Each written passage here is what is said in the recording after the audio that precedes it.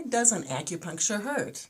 Well, the needles are incredibly small. They're literally the size of a hair. I'm going to show you a needle, and I'm going to show you needling myself. The needles are different than what most people have experienced because they're not hypodermics. We're not pushing anything into the skin, nor are we pulling anything out. They're literally the size of a hair. This is the size of needle that I use for about 90% of my acupuncture. It is the smallest needle made. It's made in Japan. I prefer needleless or painless insertions is really part of the Japanese tradition. All the traditions I practice are Japanese, and there are some practitioners who prefer Chinese needles, which are a little larger. That's a different aesthetic. Those come in larger gauges.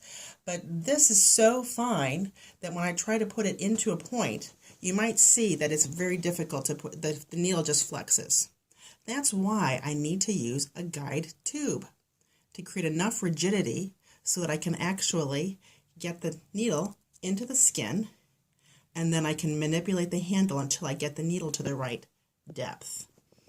When I take it out, it doesn't bleed. There's not enough, often not enough depth, and often if we run into a blood vessel, the needle would flex. I've actually worked with children who've been able to tie these into knots. You could tie this actually into a knot if you're a little more dexterous, right? Each needle is designed for single use. At the end of the use, it's disposed as biohazardous waste. So that's why acupuncture doesn't hurt. A lot of people don't even feel the insertion of the needles. When there is some discomfort, it's not the insertion of the needle. Patients will notice that it's the contact of the needle with the chi in the meridian. When there's a stagnation, you can feel a little discomfort, but there's usually an immediate sense of relief and release when that happens. So if there might be discomfort, but again, not from the insertion of the needle.